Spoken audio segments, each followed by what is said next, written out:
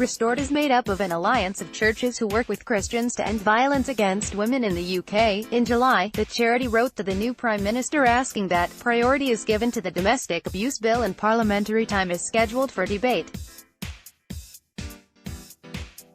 We would also ask for the inclusion of faith groups in the response to the bill, as the consultation response is mostly faith-blind, with a church or place of faith in nearly every community across the UK, who can shape attitudes and behaviours. We would urge you to see that faith is included in the response to domestic abuse and can be part of the solution for victims and survivors. In response, the charity has received a letter from Jonathan Hellawell, the Special Advisor for Civil Society at No.10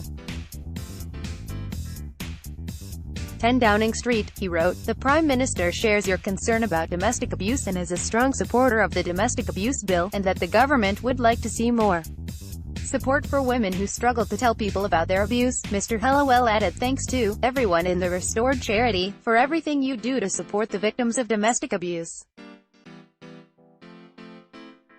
Recovering from such crimes often takes a community-wide effort, and the government welcomes your help in this area." Mandy Marshall, co-director at Restored, told Premier the election could put a spanner in the works. "Obviously now, with the dissolution of Parliament, what we want is for people to ask their candidates at their doorstep to ensure that the domestic abuse bill is reintroduced in Parliament in the next session. We want all candidates and all parties to make that commitment so that the good work that has gone on this bill so far is not dropped.